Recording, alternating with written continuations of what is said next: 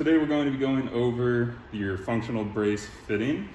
So making sure that once you have the brace for your patient, your measurements are all correct, and we have the brace, that we can make sure that it fits the patient and go over education and make sure that they know how to fit it themselves. So what we're going to do is we're going to start off with our patient sitting in a seat just like this, close to the edge of the chair. We're going to have their foot planted on the ground, and when we put the brace on, the knee is going to be at about 30 to 45 degrees of flexion. So in order to get the brace ready to put on the leg, you can see this is how it will come out of the box. All the straps are intact, so we're going to go ahead and open the brace up, starting at the bottom with the number 1 strap, pull it out of the D-ring, and then fold it back onto itself. This way the Velcro is not sticking to each other, and it'll be easier to apply the brace. Next, we'll do the number 4 strap in front. We'll pull it out of the D-ring on the side, but we want to make sure that we leave the strap in this loop on the anti-migration band. So we'll pull out here and just make sure that we do not pull the strap out of this loop. So we'll leave it through the loop, and you can Velcro right over the top.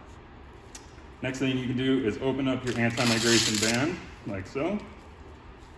Move to the back to the number 2 strap. And to the number 3 strap. And then we can loosen the number 5 strap back here, just to give it a little more wiggle room.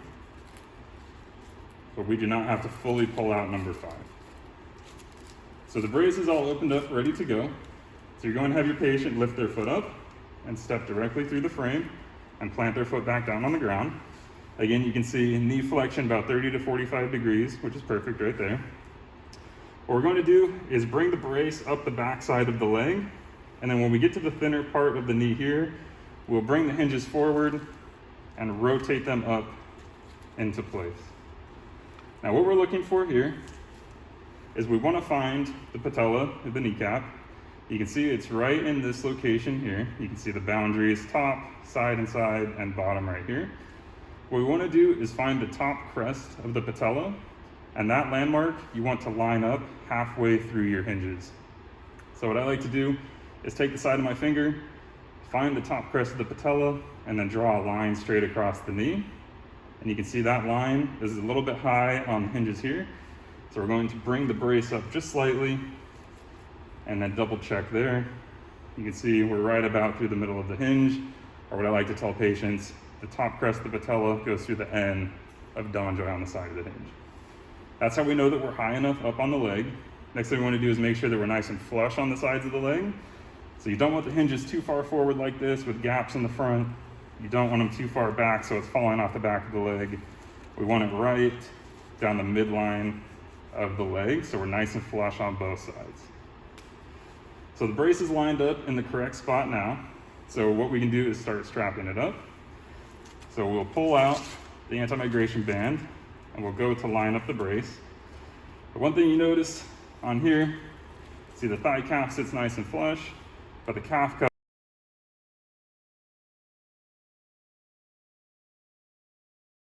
such as the full force to have a malleable frame is we can pull the brace off the leg and have the patient step up, and you can actually grab hold onto the frame itself and use a little bit of force to pry it open.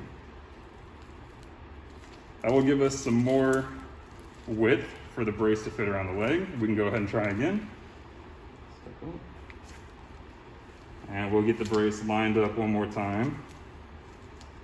Double check. Top of the patella halfway through the hinges. Hinges are nice and flush on the sides of the leg. Thigh cuff sits flush on the thigh. And now you can see the calf cuff sits nice and flush on the side of the calf. So now we can start strapping up the brace. Again, you can see that each strap has a number on the front, which will be the order that we go in when strapping up the brace. Number 1 is at the bottom. However, what we're going to do is start with the anti-migration band inside. This is not numbered, but I like to call it number 0 because this is where we're going to start each time. So we want to bring it across the front of the shin after we make sure it's nice and flush on the leg. And we will tighten the 2 halves together like so and make sure it's snug on the shin. In order to double check this, what you can do is use a finger. If you can slide a finger in between the anti-migration band and the top of the shin, that means it is too loose. For example, if it was like this, I can slide my finger in, it's too loose, so we need to retighten the anti-migration band and double check, and we're good to go there. So we start here at number 0. Next thing we're going to do is number 1 down at the bottom of the leg. So we'll bring it through the D-ring. What I like to do is push on the back of the calf frame to make sure it's nice and snug on the calf, and then tighten the strap across the front. You can see here we have a little bit of extra strap hanging off the back side, so we can actually shorten up this strap to make sure it fits the leg well. So we'll pull it out of the D-ring. We can remove the padding on the back, and right here we can open up the strap and pull it a little tighter, which will shorten it up on the back side. And then you can place your strap right in the back on the front of the knee and bring your strap into place here. Go through the D-ring one more time and make sure it's nice and snug on the shin. Number 1's good to go, so then we'll go to number 2. Number 2 is located at the top of the brace here. So I'll open it up. And sometimes I do recommend that the patient does this one themselves because it is a little bit higher up on the thigh, so you do want to respect their personal space. So the patient go ahead and take the strap and pull it around the back side of the thigh. Make sure the pads are nice and flush. And then through the D-ring. This strap we do not want to be overly tight, so we'll just pull it until it's nice and snug. You can push on the top of the thigh frame as well, and then just lightly snug it down and tighten the Velcro.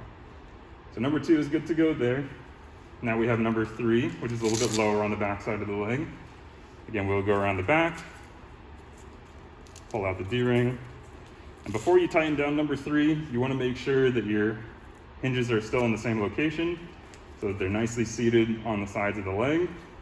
Number 3 strap will help prevent them from sliding forward on the leg. So we'll go ahead and make sure that's in the correct spot and then tighten down and attach your Velcro.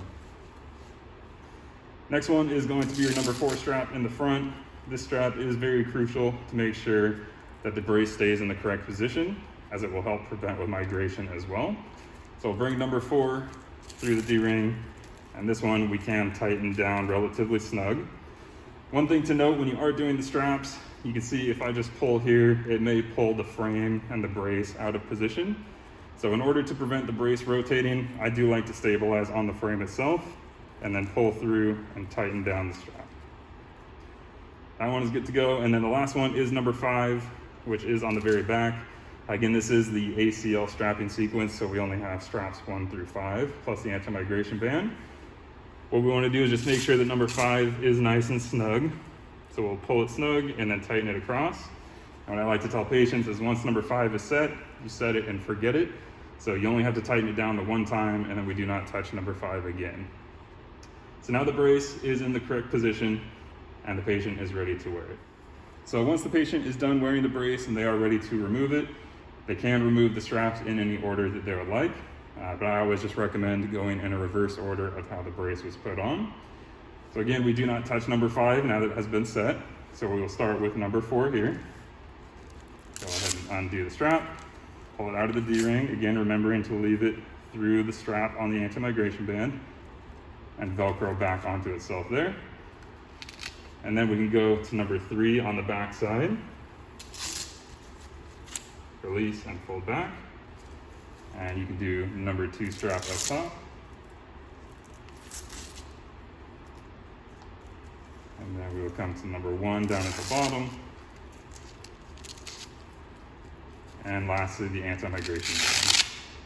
It's all loosened up. Now the patient can go ahead and step right out. And the brace is ready to be put on the next time.